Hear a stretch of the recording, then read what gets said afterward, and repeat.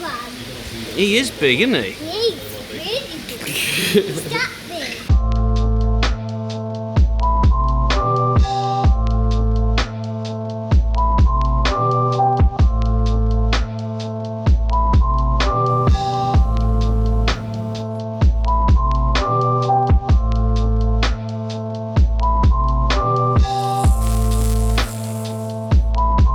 What's going on, guys, and welcome back to another MD Fish Tanks build video. In this one I'm going to be building a skate for some of my favourite favourite fish. Now I know I say that about every fish, but it doesn't matter, it doesn't matter. These guys are from a river in Brazil. It's called the Araguaia, I'll put it up on the screen, river. It's a really luscious green river with lots of rounded rocks and wood. I've got all that stuff available to me, so let's build it. So here's what we've got. We've got some awesome sort of river style bogwood, some straight lines on it, which is cool because we can give us some sort of direction and flow in the tank. And then we've also got these really nice rounded rocks. Now these are actually very similar to these rocks here, which are from Aquarium Gardens, but I actually collected these locally to me a long time ago, and I've had them in skates before. This was in one of my planted goldfish tanks. The roundness of them is really soft on the eye, and I think it's going to go really well for what we've got planned.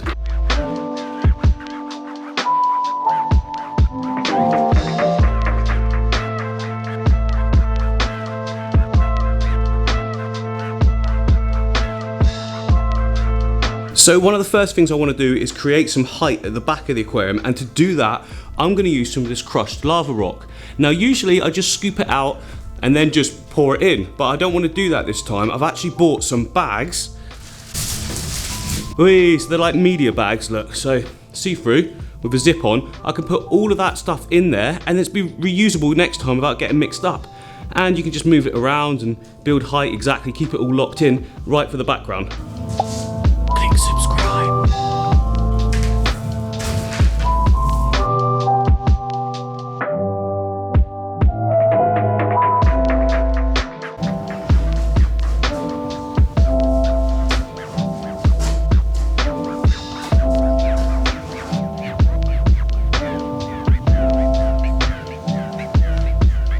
That looks really good if you ask me. High impact, some coming out the top. I've left a lot of room at the back here, look, so that I can get all different plants in and some substrate to go around it. But obviously on its own, that looks a bit silly, so we need some detail bits of woods coming here, here, here. And for that, I've got quite a bit to choose from, so I've got all of this lot over here. I'll just go through here and select some pieces that, you know, sort of match the wood.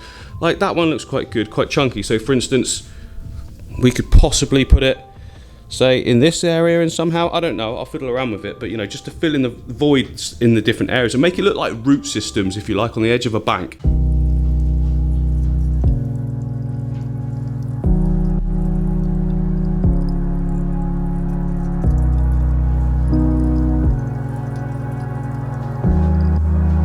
Oh yeah, that's the wood all down. That is looking great. Look at that explosion coming from that corner. Now nothing's actually locked down at the moment. It's just placed there so I can just get a feel for what I like and where everything flows. You can see it's all coming from this point here and exploding outwards in its own sort of directions.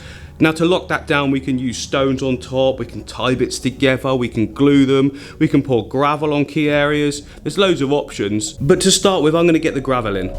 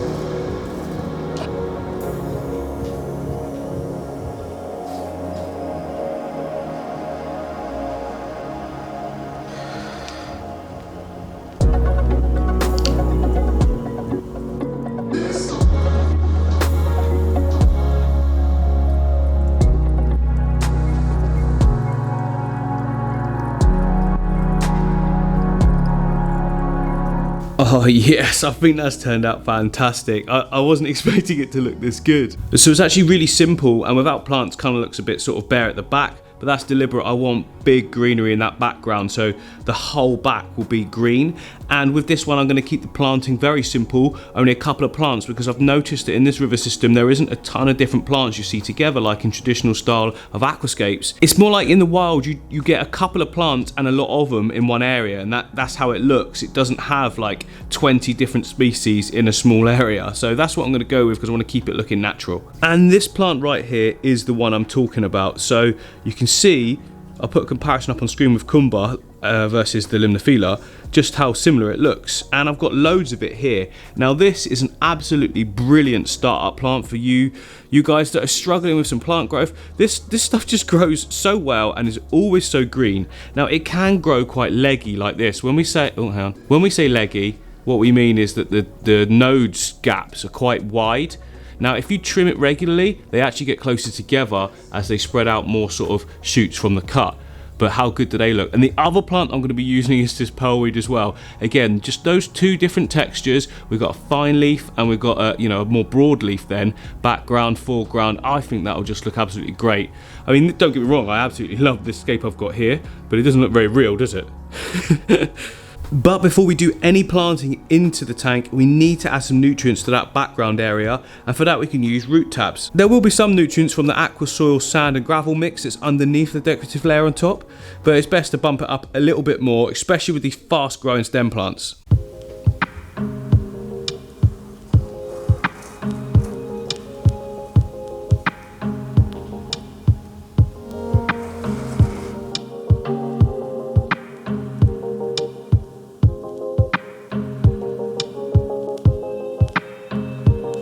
So looking really good and ready to go for planting. Let's get together the plants you suggested previously, get them into a nice little bundle so then they're like easier to place in the aquarium. We want the tall ones at the back, the short ones at the front obviously, otherwise it just looks a mess.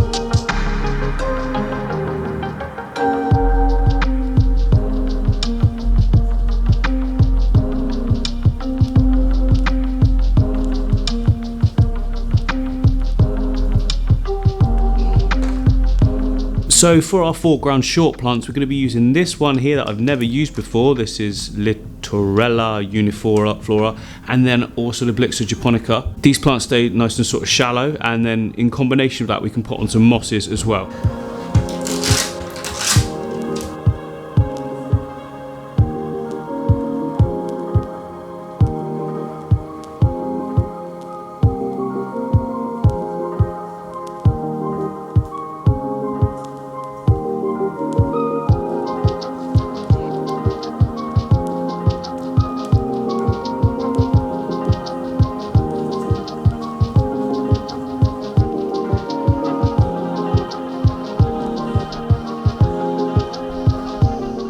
So as I was just building this, guys, I realised there was a slight little bit of a gap between the tank in the middle and the actual base that I've got here. Just the slightest bit of flex. It probably wouldn't be a problem, to be honest, because you could fill these things up with water and just suspend them in the air and they wouldn't break. What with how good the silicone is nowadays, but I didn't want to take any chances, so I've put some of this underfloor lay stuff here.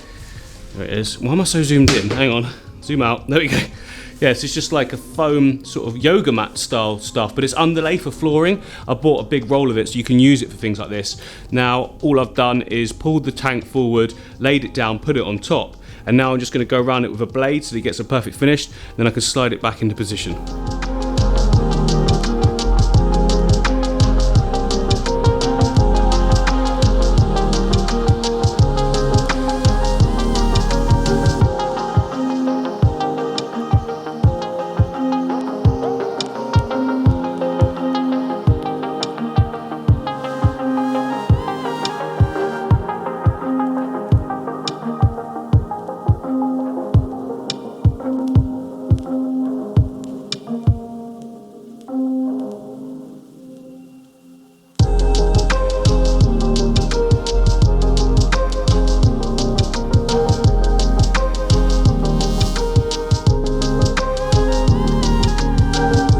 Oh yeah, that's looking great. Everything is done. All we need to do is now fill this up with water. Now you're probably thinking, there's a lot of green there, MD. You haven't really put any red in. Well, that's because I want the Ember Tetras...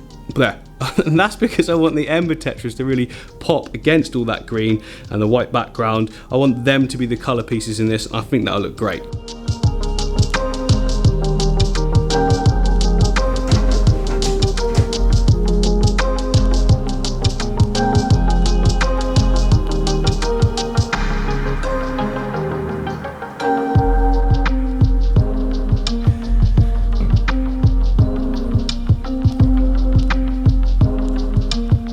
So funny story, I'm doing the time lapse filling this up and this is how I get the water in.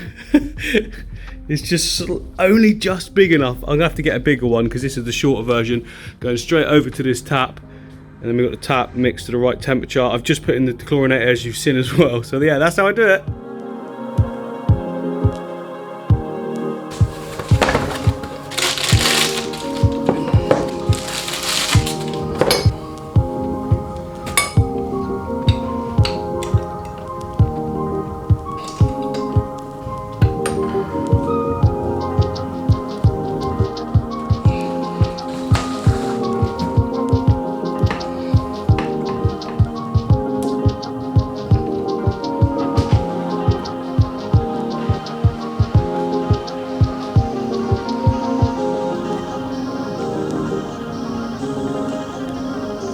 Now, believe it or not, we're actually ready to put fish in straight away. Now, this is because I've got loads of filters dotted around everywhere. So if I want to get some cycled media, all I've got to do is just take some out of each filter and then put it into the new one, and there you go, hey presto, instantly cycled tank and canister filter. That said, I will be adding some beneficial bacteria to the tank because I just think it's a good idea. Adding fish to a new setup, you should just put some in. It's not that expensive and it pretty much ensures that the fish are going to be alright. Combine that with a load of water changes we're going to be doing in the first week anyway, because it's a new planted tank setup. That's the best way to combat algae. Anyway, enough of all that stuff, let's just go get some fish. Doodlebug, get off the table.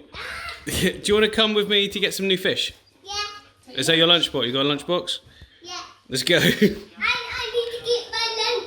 I need to get my juice bottle to get in there. Got it.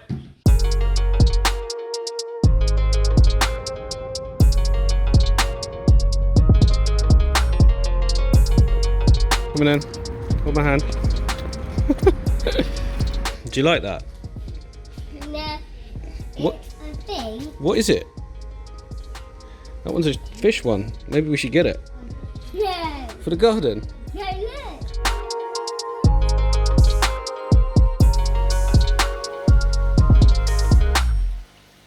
Big one.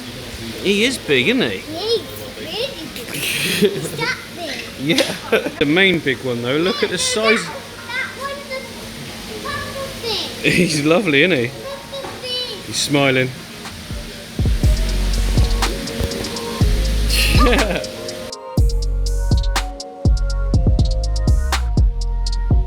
Aha, good news, Doodles. they have got the fish that we want. The Ember Tetras, they've just been fed. All the fish have just been fed, so that you can see some stuff floating around. And they're in there with a better fish as well, but we don't want the better fish. We just want the Ember Tetras. Can't see up there. You can't see? Okay. I'll hold you up. Oh, look at that stick piece. Stick piece. Oh, I see a blue one. No, yeah, that's the fighter fish, isn't it?